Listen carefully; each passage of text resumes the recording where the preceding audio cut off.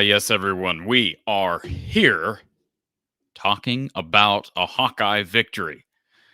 Hold on a second. Let's change this. We're not doing 15%. Let's do the 22%. Courtesy of our friends over at Iowa Smokehouse. Yes, it's still going, folks. Use it now for a limited time only. And whether you're celebrating Caitlin Clark's passing of the all-time scoring mark or certainly this overtime victory that the Iowa men desperately needed, do so with our friends over at Iowa Smokehouse. Use the code Hawkeye22 for 22% off your total order. And if you see me starting to snack during the show, you'll know why. You cannot pass up this deal, folks. I know the site went down because of the amount of traffic we had on iowasmokehouse.com on, what was that, Thursday? But it is up right now. Get your orders in right now. Limited time only. Hawkeye22. It's the code Hawkeye22 for 22% off your total order. Well, good afternoon, everybody. What a game we have to recap. The Iowa Hawkeye men defeating Wisconsin inside Carver Hawkeye Arena in overtime, 88-86. By the way, we did just miss a call on our call-in line. I just got it up and going, so if you tried to call in a moment ago, please try again. The phone line should be working now. And yes, again, just want to take a moment before we get started here to thank Iowa Smokehouse because they are going the extra mile in, once again, prepping as we get our first caller. Going to put you on hold, caller, here. But want to thank Iowa Smokehouse for once again making this unbelievable deal available. So you're going to see the little message across the bottom of your screen. Certainly do that now. Get your orders in so you can get this unbelievable limited time only deal via our friends down in Albia, Iowa Smokehouse. And I was not bluffing about eating Iowa Smokehouse. I'm totally against eating while I'm on the air. I think it's tacky. I think it's rude. But I don't care at the moment. So, anyways, let's go to our Iowa Smokehouse call-in line. We'll add Tony to the mix. By the way, we are expecting to hear from Coach Close, so I'm going to throw Tony to the wolves once Coach Close gets on here. Oh, Tony, welcome. How you doing, Corey? Couldn't be better. Good. Iowa Smokehouse in one hand, RTI Threads apparel, Aaron Graves stuff right here. We've got Caitlin Clark rolling, setting records, and we got the men finally getting a quad one victory. I couldn't be better. And it's sunny outside. That's true. Do you guys have any of that white stuff still left on the ground or not? I think there's some out there. Oh. It's few and far between. It'll be gone here within the rest of the weekend. It'll be gone. Yeah. Well, I was looking down. What are you eating? I know it's Smokehouse, but what was it specifically? These are the original meat sticks. Okay. Yeah. The market blend. Yep. There is not, and I mean that seriously, there is not a better snacking. No, it's really good. It's just amazing, tender, and flavorful. Anyways, go ahead, Tony. I'm almost at a loss for words. I told you on Twitter X, like you were talking. We had that 9-point lead. What was going to happen? I don't know if I could have handled another loss like that. Well, what's crazy about that second half today, Tony, and you know it because you watched it just like I did.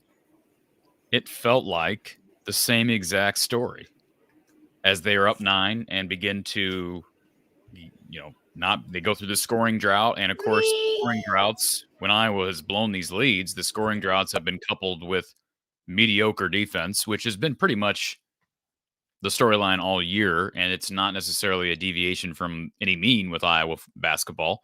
But I think the bigger thing maybe we're not talking about is why these scoring droughts are proving why the defense is costing them more this year than in past years.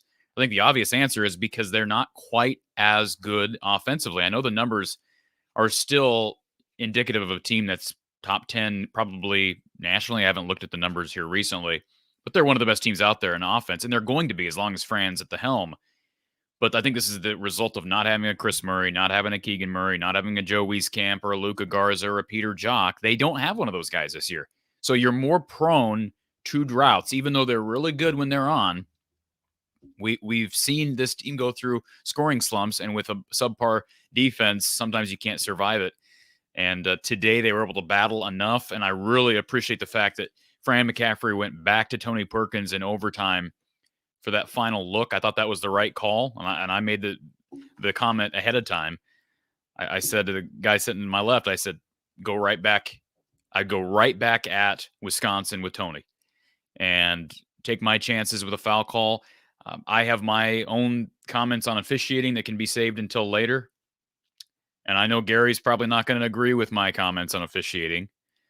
But Bill Eck needs to take a hike, first of all, because that call against Owen Freeman, the technical for slamming the ball down, I thought was, by the books, it was the right call. What I hate to see is when an official is not just influenced, but basically being given directives from the opposing bench.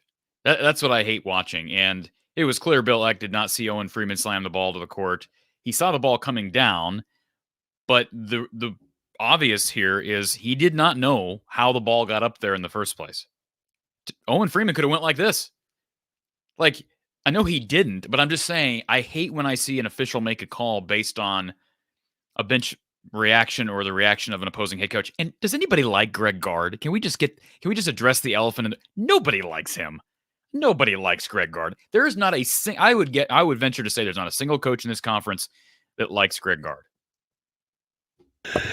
Yeah, you're probably right on that with Greg Gard. I mean, they have probably one of the most unlikable teams and they have for years. It's just the style of play. Even Rutgers plays a similar kind of brand of basketball, but you can still kind of like and root for Steve Peichel and some of those other guys. It's just they play such an unlikable brand of basketball, and none of them are likable at all, it seems like. I know that's. And I know some people, including probably Gary, would tell me that experience and veteranship, if that's a word in this league, will help you to get calls, especially as a post player. But am I crazy to think Steven Crowell is never vertical? He's never vertical. And he hardly ever gets called for fouls. Like he loses verticality on every single defensive possession, it seems, when Iowa gets in the paint.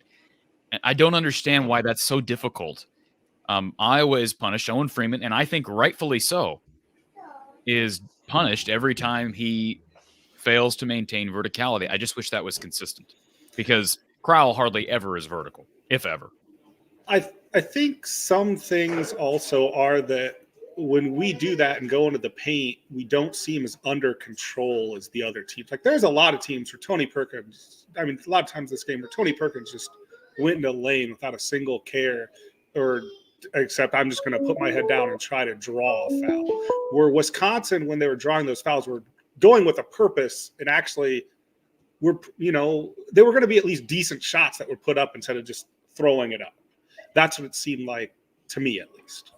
Now, I want to make you pause just for a second, Tony, because we do have Coach Close on the line. He was at the game today in Carver. Coach Close, can you hear me? Sure can, Corey. Well, Gary, you picked an interesting day to make the trek down to Iowa City for old time's sake, and you watched quite a game. Basketball game. Just your initial takeaways from an overtime win for the Hawks. Well, I tell you, that's a huge win for the program. That's that's a good basketball team that's trying to stay in contention for a Big Ten championship, and they had a hard time stopping them in the first half and could have easily caved in, and they just stayed the course and made some big plays, and we saw some young players like Dix and Freeman really shine, and so it bodes well. I think it may not have all we want this year, but it speaks for the future. I thought it was a big time win for the program. I've got a few questions for you, Gary, but Tony, do you have anything? You're on the line when Gary called in. Do you have anything for Coach? Yeah, I just have one quick one, and then you can get to yours. Coach, how did it feel that it was a sellout crowd because you showed up? Yeah, well, I let people know, well in advance that I was heading down, and I appreciate everybody turning out. So it was a terrific crowd. I think a lot of people thought, well, maybe it was going to be a lot of Wisconsin fans, and that really wasn't the case. I mean, they had some, but it was a great atmosphere, and I think it played a part in the win. What was the student section like, Gary? Student section was just about filled to the top. Good to hear. It was. They could use a little jacking up a little bit, but no, they were here, and I thought the crowd was good. I do want to get your take, Gary, as we watched Iowa celebrate this win in overtime, and certainly a back and forth affair like most of these Big Ten games have been and are going to be. You just saw, and I know maybe you didn't see this on the TV tape because you were in person, but watching Peyton Sandford, who I get is an animated person, and he tells it all in his face, but just all these guys, Tony and Peyton and Owen Freeman, it just seemed like there was almost a sense of elation in winning this game. And it's almost a reminder to me, Coach, that this team has been so close so many times, and they have not had a ton of opportunities against top 25 teams, but they've been so close to so many wins and have blown so many games that it was almost a reminder of, man, it feels like they finally broke through and maybe a turning point at the right time. Yeah, you'd like to think so. And I think that's all a part of, a young team finding its way. It's in a tough league with good basketball players. So they've taken their share of knocks for sure. And like I said earlier, I think they could have easily camped this one in, especially as well as Wisconsin was playing early and even late. I mean, they had to make some plays late where it looked like Wisconsin had control of the game. So this is a young, other than Tony, is a pretty young basketball team. And like I said, a lot of the young guys showed some real mettle today, and and you got to be excited for their future. It's interesting, Gary. I'm looking at I'm a big Tony Perkins fan, but let's just be real here. End of overtime, Fran McCaffrey goes back to Tony. Screen action from Owen Freeman. Tony ends up with the game-winning layup, fighting through contact from Chucky Hepburn. But heading into that play, Gary, Tony Perkins was 5 of 15 from the field. He was 0 for 2 from 3 and had 4 turnovers to just 3 assists. And yet Fran goes back to him. Talk about the confidence level Fran has to have in his senior guard. Well, and he called the play that tied it. I think it sent it into overtime. He's your senior, he's your experienced player, and if you're gonna go down, you want to go down with your experienced player, and that was a terrific final play. It was just a lot of determination and toughness, and against a lot of size, and he found a way to squeak that thing in there. It was a big time play. Talk about Owen Freeman, obviously a difficult matchup, and a matchup where he got into foul trouble, I think, last time in Madison when they took on the Badgers. But 20 points today. He's our RTI Threads player of the game. 20 points, 6 of 6 from the field, was 8 of 11 from the free throw line, added 12 boards. How important was he? Oh, he had big time today. He's one of the best players on the court. I mean, he I don't think he missed a shot from the field, and got to the free throw line 11 times against a real good, experienced post player in Corral, and I think he had a bunch of assists to go along with it. So they don't win the game without him, and so that was a big time performance, and locks up the Big Ten freshman year. I don't think there's any doubt, and that's exciting. I mean, he had a terrific game, a big time game against a good interior defensive team. Let me read you this stat line, Gary. So you mentioned it. 6 of 6 from the field, 8 of 11 from the free throw line, had 20 points, added 12 rebounds, 6 assists, 4 blocks, and 2 steals. Yeah. That's what they call a stat stuffer. Yeah. Stat sheet stuffer. I would think so. Yep, big time. Yep, big Gary, time. I was really impressed with the collective effort from these starters, and not that the bench didn't help. I mean, we saw Bryce Sanford come in and give them some valuable minutes. Patrick's coming off the bench right now. Certainly, Brock Harding, we can talk about what he gave them late in the first half. Yeah. But 4 of Iowa's 5 starters ended up in double figures. Peyton with 18, Dix with 17. I mentioned Perkins with 18, Freeman with 20. And Ben Krikke was a little bit off, but Fran stuck with him, and he drew a tough assignment in that second half against Tyler Wall, and battled. Mm-hmm. I didn't love that matchup, but Tyler struggled with foul trouble. I thought this was a well-managed game from Fran. I did too. And getting Wall in foul trouble was huge. They need him on the floor, and not having him, I think, was a big factor. And I think Iowa did a good job in the first half, especially of not fouling a lot, which Wisconsin's a really good team in getting to the free throw line. In fact, I wouldn't be surprised if Iowa shot more free throws. It was close if they didn't. And that was an important part, because a lot of times Wisconsin dominates at the free throw line. So getting Wall in foul trouble was huge, and just a really all around outstanding team win. 30 free throws attempted for Iowa, 28 for Wisconsin. Gary, I have to ask you about officiating, because there were a few things in this game that made me kind of confused, I think. One being the dead ball jump ball, where apparently there was an inadvertent whistle. Okay. And I wasn't sure what that was. Yeah, they called it an inadvertent whistle and gave it to the team with the possession arrow, called it a jump ball. That seems like such an odd ruling given the situation. And it, Iowa kept the ball, but it gave the possession arrow back to Wisconsin. I've never heard of that. There was also a weird call that went against Wisconsin earlier in the game, where there was a goaltend called against Iowa. They then went to the monitors at the next time out, said there wasn't a goaltend, and so basically took those 2 points off the board, even though Wisconsin would have had the possession because it was an offensive rebound for Stephen Krall. I just thought that there was some odd calls in this game. Yeah, I agree. I think it added a little suspense to what was a heck of a college basketball game. So Yeah, no, I think you're right about that. All right, Coach. So this is an Iowa team now, 15-11 overall. All right, they're moving back right. Well, they're smack dab in the middle of the Big Ten right now. You go from being in the bottom four to being smack dab in the middle at 7-8.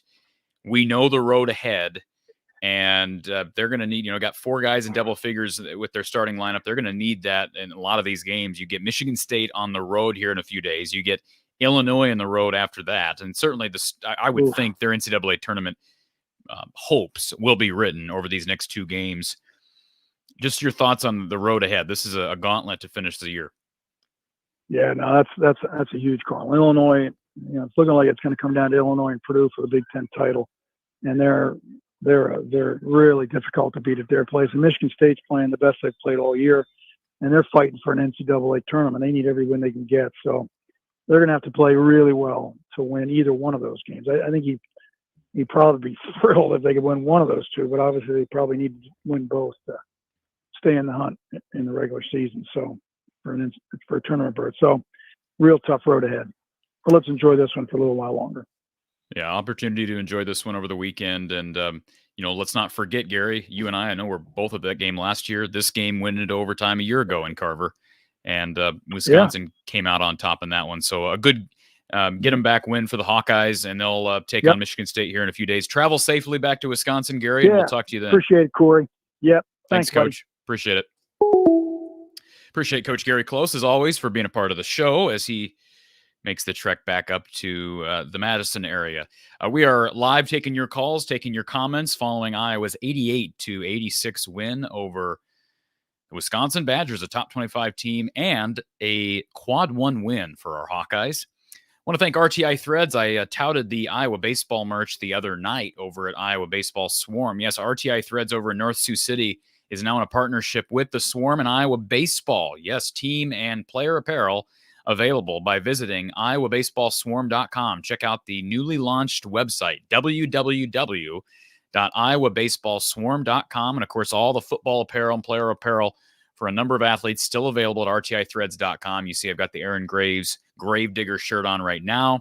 One more time, that's iowabaseballswarm.com and rtithreads.com. And as you see the message there on the screen from RTI Threads, go Hawks. Let's go back to our Iowa Smokehouse call-in line. We've got James on hold. James, welcome. How you doing? Doing good, man. How are you?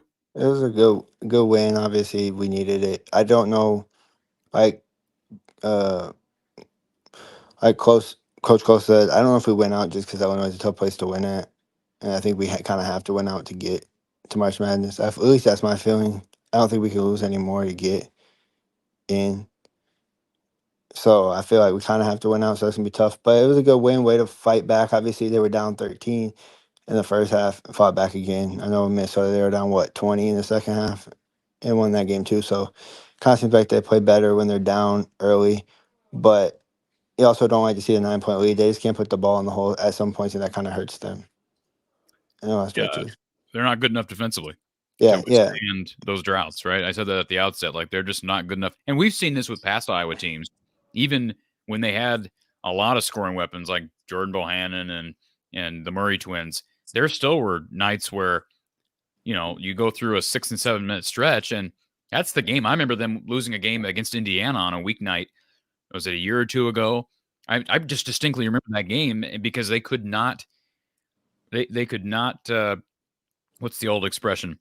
Drop in the bucket. They couldn't find a drop in the bucket for a good 6 to 7 minute stretch, and they lost the game because of it. It's one stretch when you're not playing D will kill you. And I wouldn't play a speck of D in that first half. Let's just establish that. Yeah, no, they didn't. They never seem to. That's why they get down. That's why they get down a lot of times in the situations like down 20, down 13, because their defense is lax. And it's like they don't play. It's not just great defense. It's horrid. But they turn it up a little bit. Like I feel like in overtime there was sometimes where they give up easy buckets, but they also turned it up a little bit at some points too. Like it was like hit or miss in overtime. I feel like that kind of helped them win the game too. It wasn't great at some points, but it wasn't bad at other points. If that makes sense.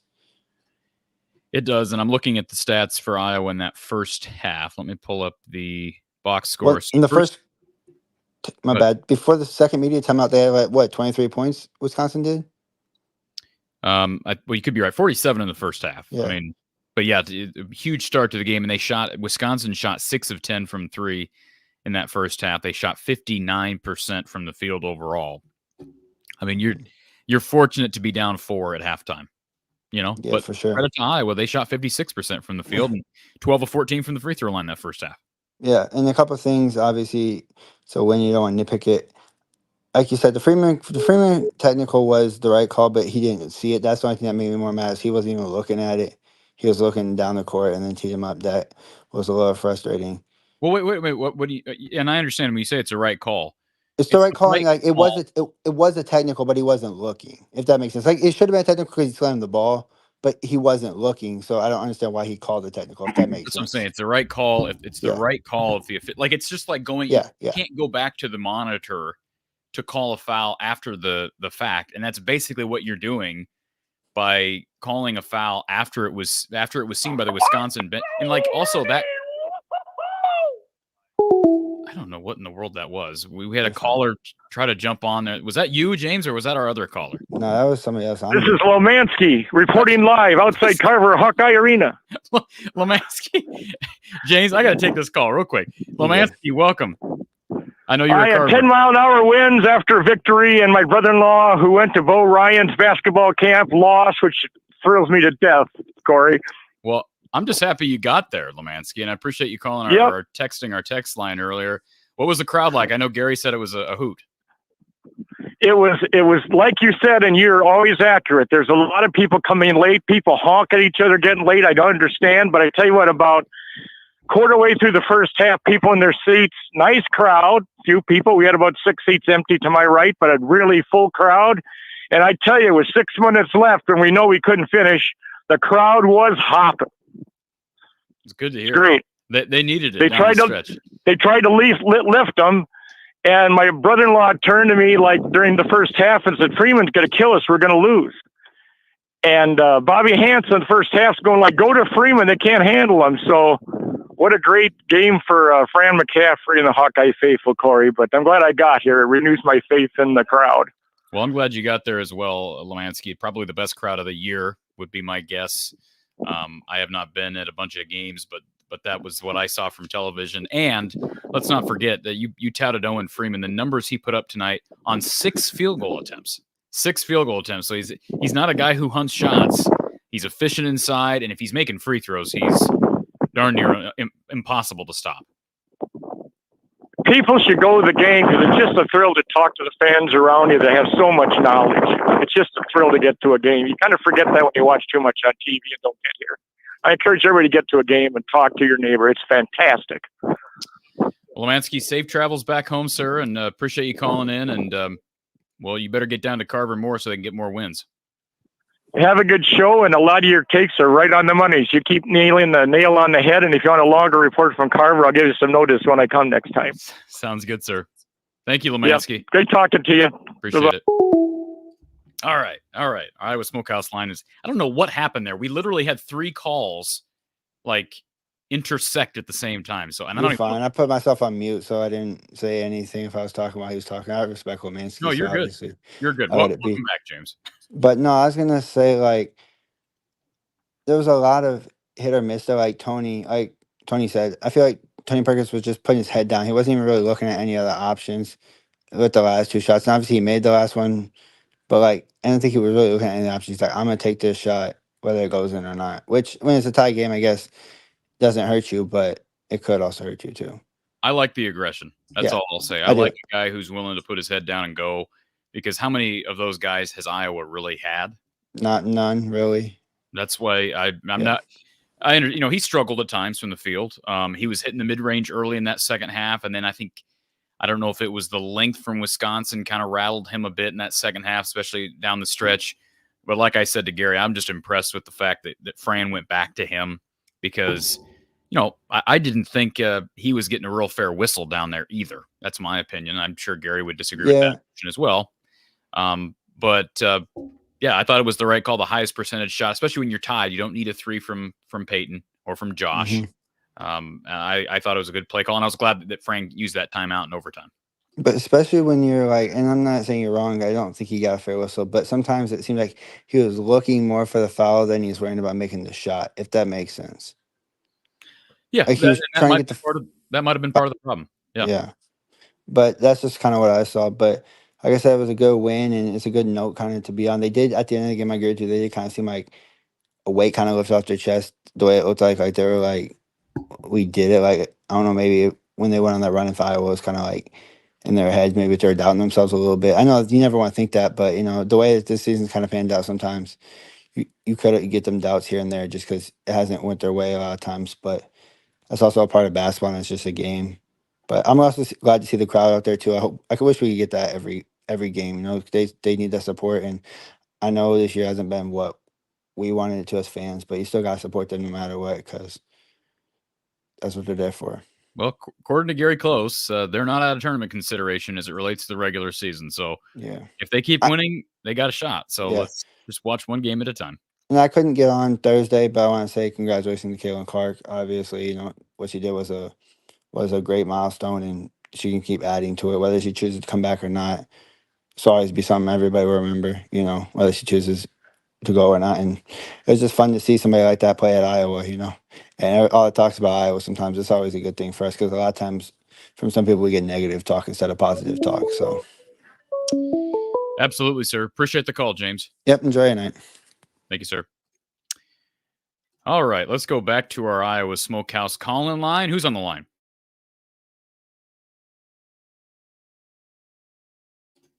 Hello, you're on the air. Okay, nobody there. Let's go back to this Iowa Smokehouse call-in line. We've got Doug. Doug is there. Doug, welcome. You're in Iowa City. Doug. Yes, I am. The internet's not working too well right there, but actually, Coach Close didn't say what the greatest part of today was. He met me. We saw each other at the game, so that was a thrill for me. And I probably have to go in there and make sure to get some food and make sure he hasn't drank too much yet. No, the crowd was awesome. It was a fun game. I really enjoyed it. Students still weren't like great, but yeah, it was about 80% of the student section was full. I don't know. Like I said, we're probably still a long ways from talking about the NCAA tournament, but you have to win the first one. I don't think they'll win 6 straight, but I don't think they have to. But Owen played amazing. Time out. I know your internet's behind. You're saying you don't think they have to win out to make the tournament? I don't think they have to win out. They probably have to go 5-1, and probably. But I think if they were 11-9 and they won a game in the Big Ten tournament, they would probably. I've been looking at resumes since we last talked. A lot of resumes are very weak. There's a lot of teams that I'm just saying the bubble is weak. And teams like Cincinnati, Nevada, a lot of teams haven't played anyone. And if Nebraska still has a chance, and I don't think they're going to do much better than 11 wins in the conference, then we would have a chance. But right now, they have 2 really tough road games, and we'll see after that. I'm just glad that one of my fears for the season was that they probably weren't going to have a winning season. I would have a hard time believing they won't win one more game. So at least, that, I don't know. But it was a very fun game, a good atmosphere. Out of the last 2 years that me and my father have been going to games and count my San Diego trip, we're 14-2 in games I attend. So I need to attend more games. So, but I will. Listen, you're too busy attending the games against Abilene Christian, Tony. That's why they're 14-2. Well, no, I've never went to Abilene Christian. Let's see. Most like 8 of them are Big Ten games. At least 8. I went to 4 of those games would be the neutral site tournament games. I went to Illinois last year and Ohio State. Both I've been to the Ohio State game both this year and last year, and those were really good games.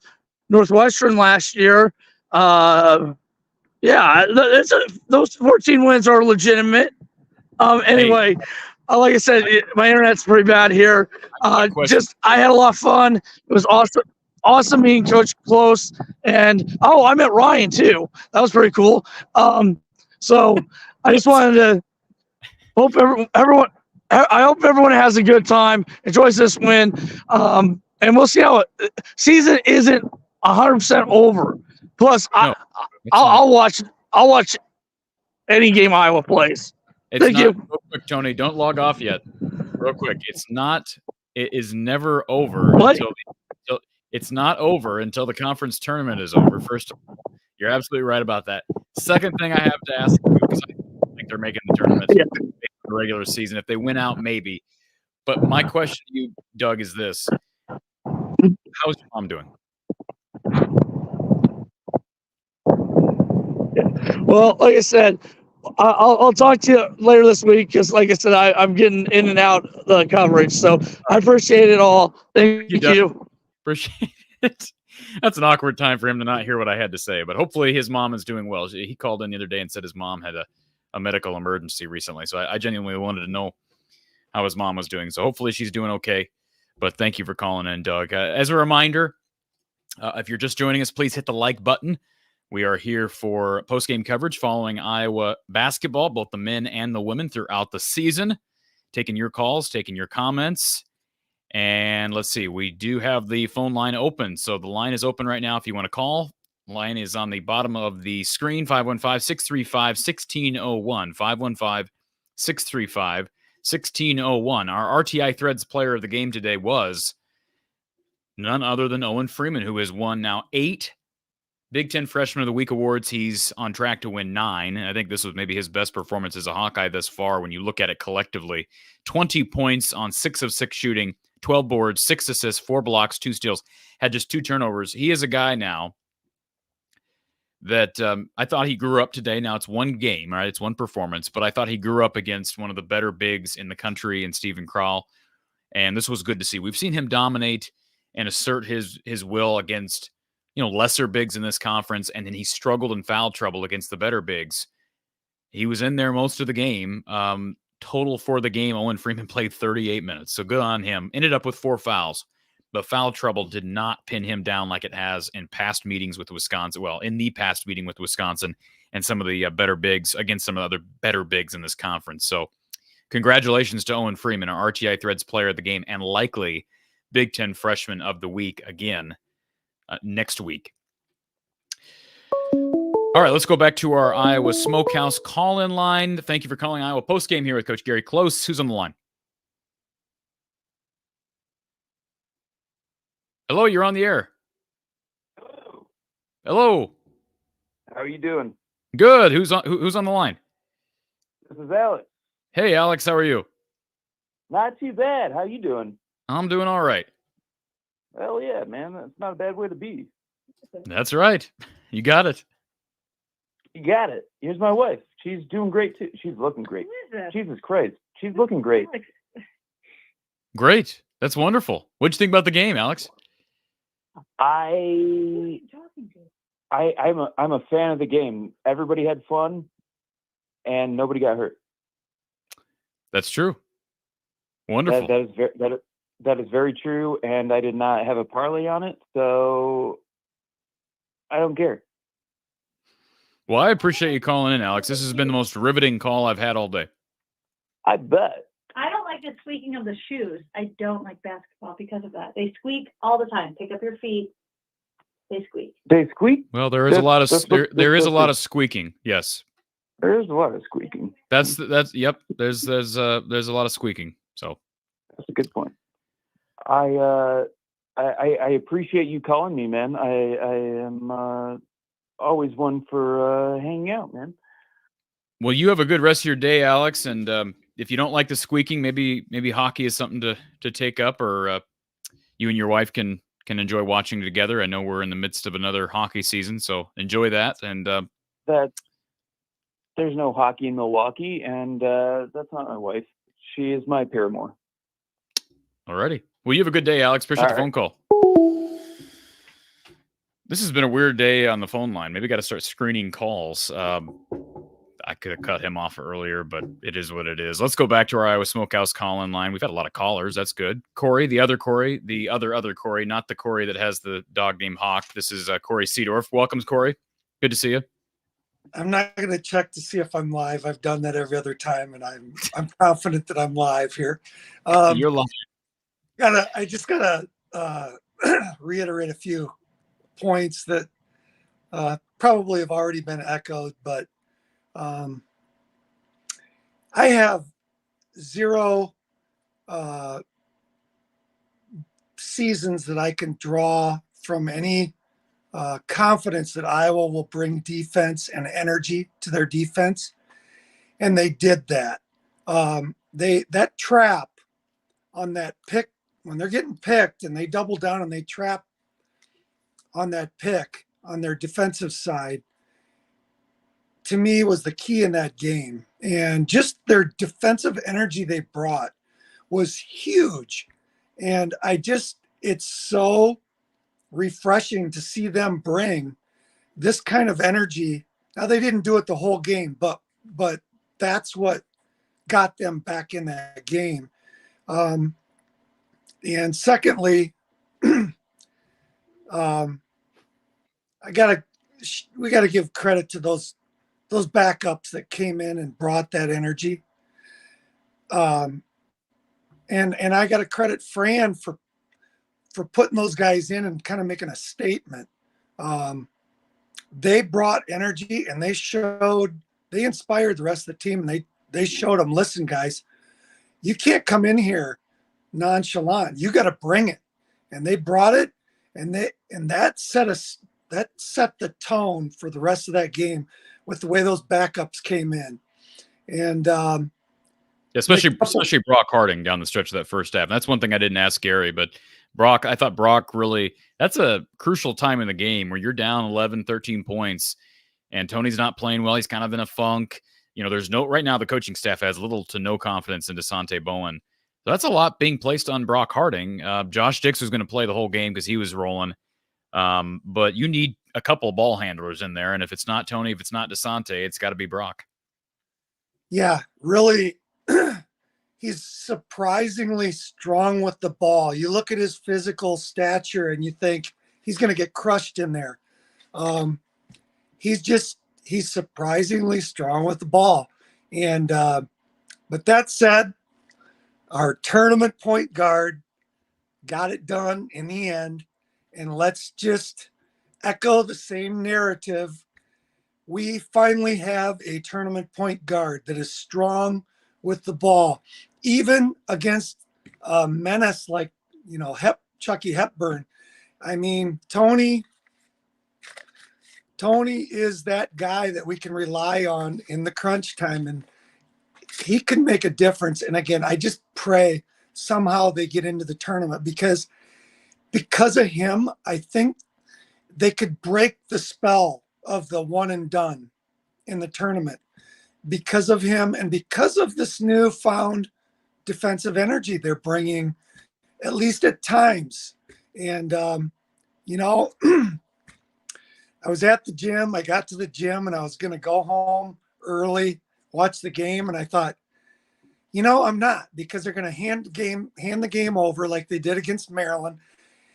And then I realized I never applied deodorant today. Okay. And I thought, I got to go home. I can't stay at the gym like this. And then I thought, no, you know what? The Hawks don't deserve this. And no one deserves that. But I stayed at the gym because I didn't want to jinx this defensive stand that they started to make. So I stayed at the gym. Probably cost me friendships and a lot of negative first impressions, but I think it will prove to be worth it because they won. Now, I don't know if that means I have to go back to the gym during the next game without deodorant. That's going to be a tough decision. Please don't. Please don't.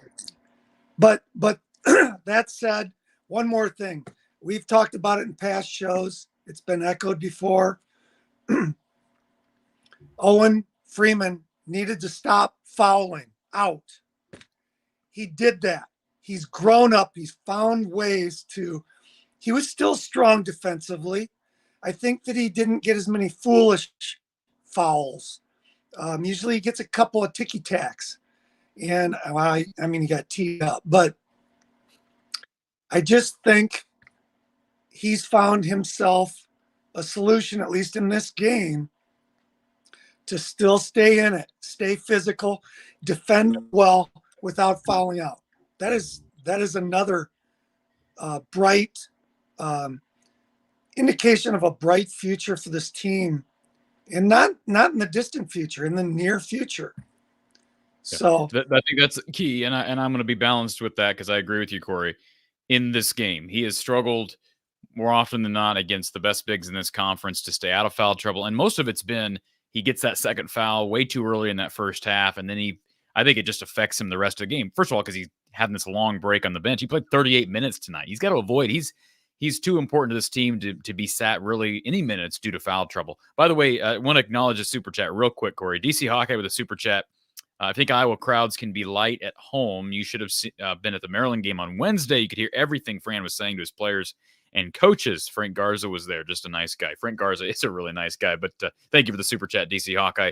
Not quiet today, and that was what they needed on a Saturday afternoon, Carver. So 100% agree with you about Owen, Corey. And, I tell you, Stephen Crowell has turned into one of the more respected bigs in this conference. So for Owen to come up as big as he did, they needed every last one of those plays, every last one of those blocks, free throw makes. He was huge. And before I go, because I don't want to take up the airwaves here, though I know you're obligated to a 4-hour show because we got to get this back to the standard, right? The football season. No, Fran talking about the crowd and acknowledging the crowd and how they could have an impact on the game, and they did. And I hope that, I know it's partly the Caitlin Clark effect. There's only so many games, so many attendees per week. There's a certain population in the state, but I hope that it had a positive effect on the people that attended, and I hope that they continue to attend. And I think that wouldn't you say that Tony and Lemansky are now obligated to attend these games for the rest of the season? Well, Gary, you're forgetting the most important one, Gary. Yes, and Gary. Gary has to make the 4-hour trek down from Wisconsin to Iowa City every single night. Yes, if not, the loss and the blood is on their hands. Yeah.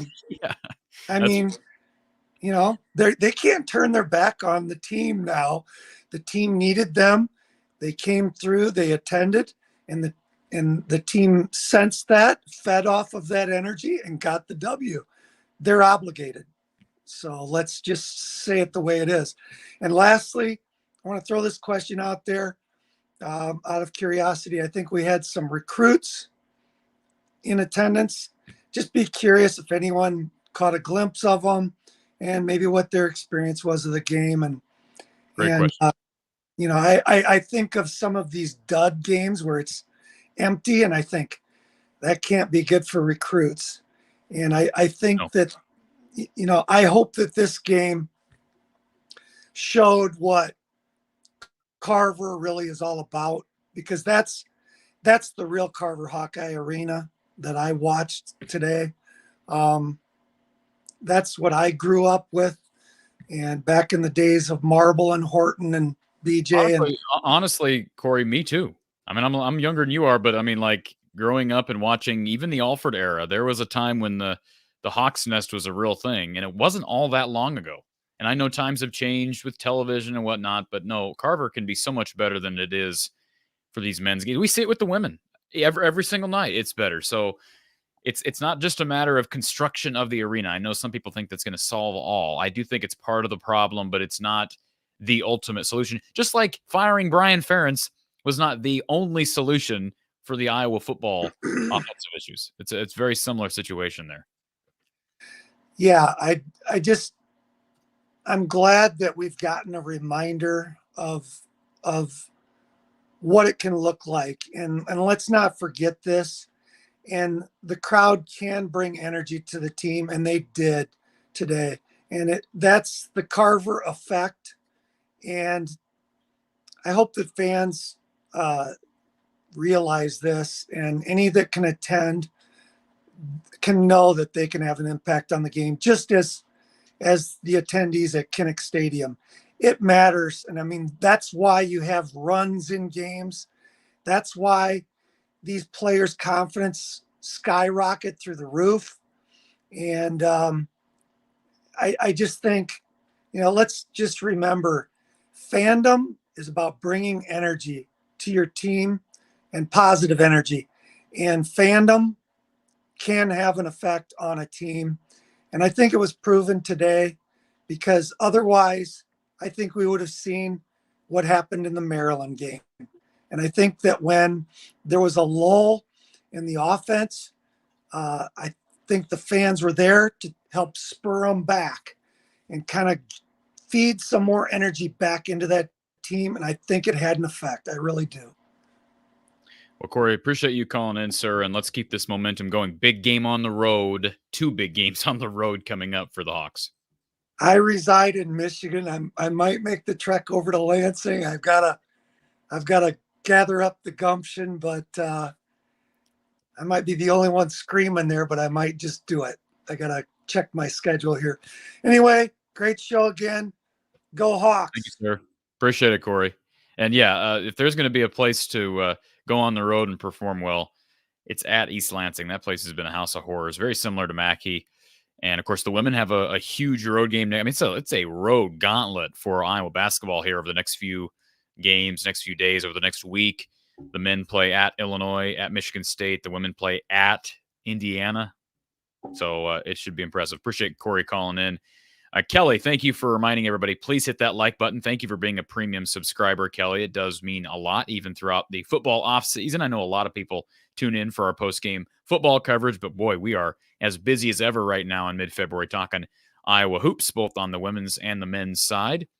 A couple of things here in the, let's see, Robert, I don't control who wears deodorant and who does not, and who brings it up and who does not. Yes, there have been some strange comments made on the show today, some strange callers, not talking about Corey, but there have been some strange things on the call-in line. But thank you for being here, Robert. I do appreciate it. Let's run through the box score here as we approach the 1 hour mark, recapping Iowa's impressive overtime victory over Wisconsin. Yes, a quad 1 win for the Hawks. For the second half, I'll give Corey some credit. He's right about one thing. Their defense was a lot better. Iowa's defense was a lot better in that second half. I wouldn't say it was great. I thought Wisconsin missed some shots, but no question, Iowa's defense was better. Held Wisconsin to 37% from the field. And remember, they gave up 59% from the field in the first half. 59% from the field in the first half for Wisconsin, just 37% from the field in the second half. Just one made three for the Badgers. And, it's kind of this snowball effect, right? Because they start missing shots from the field. I think shots were harder to come by, and they were still getting to the free throw line in that second half. In fact, they got there 17 times in the second half alone, only shot 59% from the foul line. And I think that's an effect. Now, they did shoot 2 of 2 from the foul line in the overtime period. Iowa did a better job defending without fouling in overtime. I thought the whistles, especially with Tony Perkins driving the ball a couple of times late in the game in overtime, maybe a couple of fouls that were not called that could have been called. I talked about Stephen Crowell not maintaining verticality. The guy is a really talented big. But I just get tired of seeing Owen Freeman getting called for, or Ben Krickey's another good example. Ben Krickey has a tendency, as a lot of bigs do, to lose verticality at the last second on some of these drives. And, I would just much rather see calls made consistently on both ends, whether it's one way or the other. Make them consistent. And I didn't always see that tonight. I didn't think it was a real well-officiated game, to be quite honest. Iowa did out-rebound Wisconsin, which is huge, 35-32. That's a number you wouldn't expect to see. Now, again, part of that is Wisconsin shot really well in the first half, but so did Iowa. Iowa shot 56% from the field in the first half, shot 50% from the field in the second half. So Iowa competed on the glass, and not a lot from the bench, just 11 bench points for Iowa. Wisconsin equaled that with 11 from their bench. And Connor Essegian continues. I don't know, maybe I missed this if he's dealing with an injury right now, but just 3.5 minutes for the talented second-year guard. 3 minutes in the game, no points, 1 missed three-point attempt. That's it for Connor Essegian. Tyler Wall struggled with foul trouble, ended up fouling out late. Stephen Crowell ended up being Wisconsin's leading scorer. He had 22 points, 11 of 13 from the foul line, 11 of 13. A.J. Storr, the St. John's transfer, had 21 points on 8 of 18 shooting, had a couple of misses there late in overtime that ended up hurting him.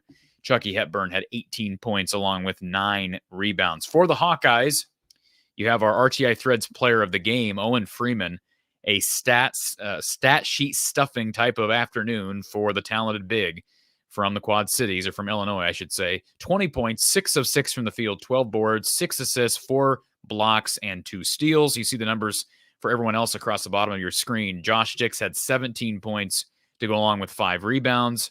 Owen Freeman, I mentioned his stat line. Tony Perkins, 18 points at the game-winning bucket in overtime, also added 4 rebounds and 3 assists. And let's see, Peyton Sanford had 18 points, perfect from the free throw line, 7 of 7 in spite of just 1 of 5 from 3. Brock Harding gave him some solid minutes in that first half, ended up with 9 minutes played, 6 points for Harding, no turnovers, 2 assists. Good solid stat line for the young freshman who will only get better. Patrick McCaffrey played 21 minutes, struggled offensively. It felt like he was kind of just struggle. He just seems to struggle with teams that get up in your stuff defensively, and he can't get in his driving lanes. It's basically over. But played 21 minutes, 3 points. I think if they had lost, we'd be talking about his minutes played, but they didn't lose, so we're not talking about it. Evan Bronze gave him less than a minute. Bryce Sanford played about 13 and a half minutes, did not record any points, had 1 assist, and Laji Dembele had just 2 points on 1 field goal try for the game. Iowa, of course, led by as many as 9 in that second half. Wisconsin ended up coming back to take the lead. Wisconsin led by 13 in the first half, and yet Iowa found a way to claw their way back, especially in that second half, and get the job done. Again, final score 88-86 in overtime. A much-needed get-back win, especially after what happened up in Madison here a couple of months ago and what happened a year ago in Carver Hawkeye Arena against these same Badgers. I'll remind you again, folks, this will not last much longer. If you have not gone over to Iowa Smokehouse and put in your order yet, what are you doing? Get over there right now. iowasmokehouse.com. Use the code Hawkeye22. This is a special code, limited time only deal. You'll only find it here. Use the code Hawkeye22, all one word, Hawkeye22, at checkout at iowasmokehouse.com for 22% off your total order. And again, spend $50, you'll get free shipping. How about that for a deal? Free shipping, 22% off your order. Spend $50 and make it the deal of the year with Iowa Smokehouse. Again, Hawkeye22 at iowasmokehouse.com. And want to thank RTI Threads. Mentioned they're sponsoring our player of the game each and every night. They've also got their Iowa baseball apparel. The Hawkeye baseball team got an opening game win against Seton Hall. Check out the Iowa baseball merch over at iowabaseballswarm.com. That's www.iowabaseballswarm.com. Team apparel over there at iowabaseballswarm.com. Also rtithreads.com for player apparel of a number of Iowa athletes, specifically on the football field. Check it out, rtithreads.com and iowabaseballswarm.com. All right, final call on the phone line this evening, folks. Appreciate everybody being here. Thank you for being a part of the show, as always. Bjork with the comment. I wanted to get to this one. The spin move in the lane by Owen Freeman in the bucket was a beautiful move by an athletic post. We need some recruits to go around him. They got to work the portal. Assuming Fran is back in 2025 or 2024, 2025, they got to work the portal better than they have. And Ben Krikke has filled some holes, but got to figure out a way to get in that portal and get some athleticism. I know that's easier said than done, and Fran has tried and missed, but that does have to be a priority. But this season's not over yet. Hopefully this team getting into a groove at the right time. Again, one final time. Final score tonight from Carver Hawkeye Arena. The Hawkeyes over the 20th ranked Badgers, 88-86 in overtime. Iowa trailed by as many as 13 points in this win and came back to win in the extra period. No women's game this weekend, folks. I'll be back with you Thursday. The Hawkeye women take on Indiana at Bloomington next Thursday. That game, a huge game on the road against a really talented Hoosiers team, a Hoosiers team that got blitzkrieged against Iowa and Carver here, a month ago. That game will air on Peacock next Thursday. Of course, the men will be back in action on Tuesday, taking on Michigan State. We'll have post-game coverage as always. I want to thank Gary Close once again for being here, being a part of the show, as he always is. His expertise is much appreciated from my end. Appreciate all the sponsors, RTI Threads, certainly Iowa Smokehouse for sponsoring the call-in line and our show. Please support the show by means of Super Chats. You can do so by way of Venmo, PayPal, Cash App, all in our description. Donations there or Super Chat here on YouTube. For Coach Gary Close and our callers, I'm Corey Brada from the Hawkeye of the Storm. Enjoy the weekend, folks. Celebrate Hawkeye Hoops, and we'll talk to you soon.